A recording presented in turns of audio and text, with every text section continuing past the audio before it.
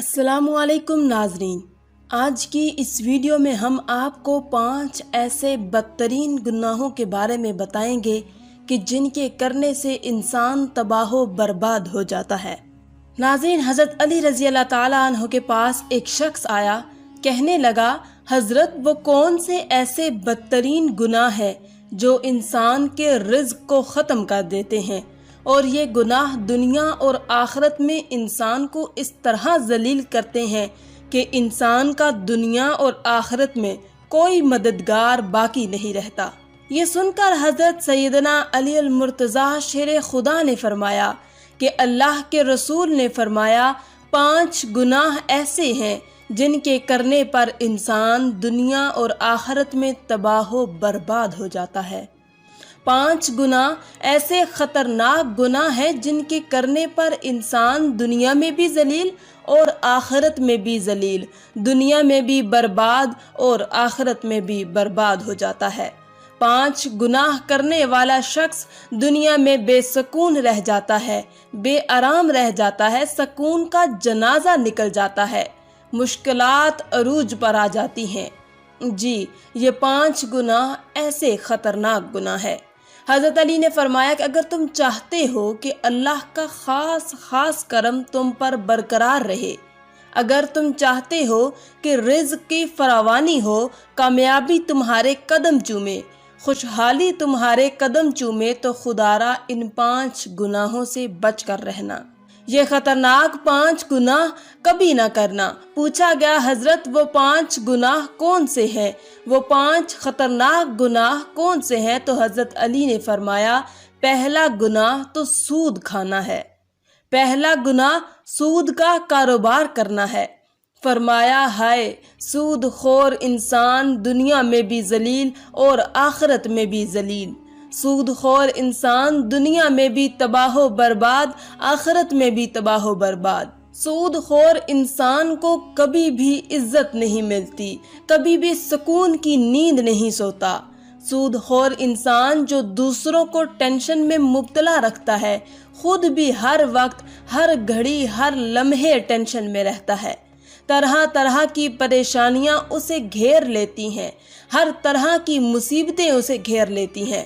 فرمایا، قیامت کے دن سود خور انسان ایسے اٹھیں گے کہ ان کے چہرے مسخ کر دیے جائیں گے۔ ایک سود خور انسان سیڑھی سے نیچے گرا، منہ کے بل زمین پر گرا اور وہیں مر گیا۔ بیٹا کئی روز تک باپ کا غم مناتا رہا۔ ایک رات بیٹے نے باپ کو خواب میں دیکھا، دیکھ کر پوچھا، ابا تیرے ساتھ کیا معاملہ ہوا؟ سود خور ابا نے کہا، نہ پوچھ بیٹے، سیڑھی سے نیچے گرا تھا، بجائے زمین پر آنے کے سیدھا جہنم میں چلا گیا۔ حضرت شیخ سعدی رحمۃ اللہ علیہ نے فرمایا، میں ایک نیا مکان خرید رہا تھا، مکان کی تلاش میں تھا، اتنے میں ایک سود خور میرے پاس آیا، مجھے کہنے لگا، یہ مکان خرید لو، عمدہ مکان ہے، اس میں کوئی عیب نہیں ہے، اچھا مکان ہے، میں آپ کا ہمسایہ ہوں، اسی محلے کا رہنے والا ہوں، آپ کا پڑوسی بن جاؤں گا، آپ کا ہمسایہ بن جاؤں گا۔ سود خور انسان مجھے کہنے لگا، میں آپ کا ہمسایہ بن جاؤں گا، اسی محلے کا رہنے والا ہوں، یہ مکان بڑا ہی عمدہ ہے، اس میں کوئی عیب نہیں ہے۔ حضرت شیخ سعدی فرماتے ہیں، او نادان، تو کہتا ہے اس میں کوئی عیب نہیں ہے، مجھے تو سارے کے سارے عیب اسی میں نظر آتے ہیں۔ اس نے کہا، حضرت وہ کیسے؟ تو آپ نے فرمایا کہ اس سے بڑا عیب کیا ہوگا کہ تو میرا پڑوسی ہوگا، اس سے بڑا اور عیب کیا ہوگا کہ ایک سود خور میرا پڑوسی ہوگا، اور جہاں تجھ جیسا پڑوسی ہو وہ مکان تو مفت میں بھی ملے پھر بھی مہنگا ہے۔ خدارا، اگر دنیا اور آخرت میں عزت چاہتے ہو اور دنیا اور آخرت میں مقام چاہتے ہو، اور اگر تم چاہتے ہو کہ خوشحالی تمہارے ساتھ رہے، رزق کی فراوانی ہو، اگر تم چاہتے ہو کہ کامیابی تمہارے قدم چومے، تو سود کبھی نہ کھانا، سود کا کاروبار کبھی نہ کرنا۔ فرمایا، دوسرا گناہ کسی نیک عورت پر تہمت لگانا، کسی نیک متقی پرہیزگار عورت پر تہمت لگانا ہے۔ کسی عورت پر تہمت نہ لگایا کرو، کسی کی بیٹی پر تہمت نہ لگایا کرو اس سے پہلے کہ تیری بیٹی کے اوپر تہمت لگا دی جائے۔ میرا اللہ فرماتا ہے جو شخص کسی عورت پر تہمت لگاتا ہے، جو کسی نیک عورت پر تہمت لگاتا ہے، حالانکہ وہ اچھی ہے، نیک متقی پرہیزگار ہے، نماز پڑھتی ہے، روزے رکھتی ہے، وہ اچھی ہے، جو شخص کسی اچھی عورت پر تہمت لگاتا ہے وہ دنیا اور آخرت میں ذلیل و خوار ہو جاتا ہے۔ اگر تم کسی کی بیٹی سے نکاح نہیں کر سکتے تو نہ کرو، کوئی بات نہیں، خدا را کسی کی بیٹی کے اوپر تہمت مت لگانا۔ ہائے وہ بوڑھا باپ جو اپنی بوڑھی کمر پر بوریاں لاد کر دن رات محنت مزدوری کرتا ہے، دن رات اوور ٹائم لگا کر محنت مزدوری کر کے بوڑھی کمر پر بوریاں لاد کر اس نے اپنی بیٹی کو جوان کیا، اس کو پڑھایا لکھایا۔ آج جب اس کی بیٹی جوان ہوئی تو محلے کے لوگوں نے، محلے کے نوجوانوں نے اس کی غریب بیٹی کو قبول ہی نہیں کیا، تہمت لگا کر اسے ٹھکرا دیا، شادی کرنا گوارا نہیں کیا، نکاح نہ کیا، اس لیے کہ ان کے پاس جہیز نہیں ہے۔ ایک تو تم نے نکاح نہیں کیا، دوسرا اوپر سے تہمت تو نہ لگاؤ۔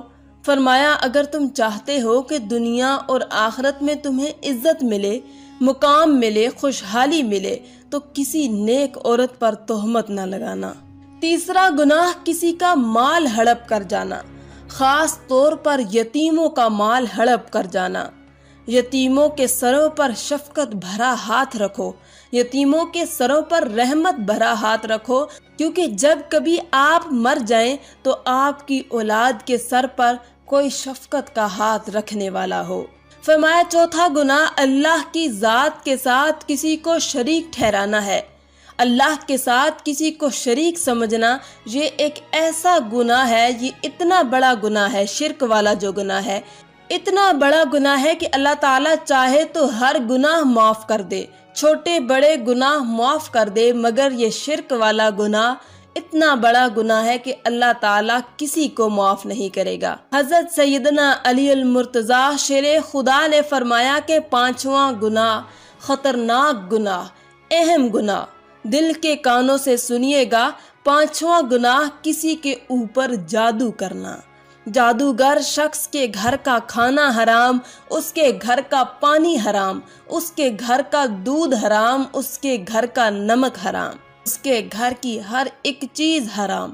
جو شخص کسی کے اوپر جادو کرتا ہے، جو کسی کو ذلیل کرنے کے لیے، کسی کو رسوا کرنے کے لیے، کسی کو ٹینشن دینے کے لیے، کسی کو تکلیف دینے کے لیے جو شخص کسی کے اوپر جادو کرتا ہے، تکلیف ایک ایسی چیز ہے کہ گھومتی ہوئی پھر پھراتی ہوئی آخر کار اس بندے تک آن پہنچتی ہے جہاں سے یہ گئی تھی۔ جادوگر انسان یوں سمجھے کہ وہ دائرہ اسلام سے نکل گیا ہے۔ خدا را یہ خطرناک گناہ کبھی نہ کرنا۔ فرمایا یہ 5 گناہ ایسے گناہ ہیں جس کے کرنے پر اللہ تعالیٰ سخت ناراض ہوتا ہے۔ اگر آپ چاہتے ہو کہ اللہ کا کرم آپ کے اوپر برقرار رہے، اللہ کا خاص کرم تمہارے اوپر ہر وقت برقرار رہے، تو یہ 5 گناہ کبھی نہ کرنا۔ تو ان گناہوں سے پرہیز کرنا، بچے رہنا، انشاءاللہ تمہیں دنیا میں بھی عزت ملے گی، مقام بھی ملے گا، تمہیں دنیا میں بھی مرتبہ ملے گا، تم دنیا میں بھی کامیاب ہو جاؤ گے، رزق میں فراوانی ہوگی، خوشحالی ہوگی، کامیابی تمہارے قدم چومے گی اور تمہاری آخرت بھی سنور جائے گی۔ آخر میں اللہ تعالیٰ سے دعا ہے کہ اللہ تعالیٰ ہمیں صراط مستقیم پر چلنے کی توفیق عطا فرمائے، اللہ تعالیٰ ہمیں حق سچ بولنے کی توفیق عطا فرمائے، آمین ثم آمین۔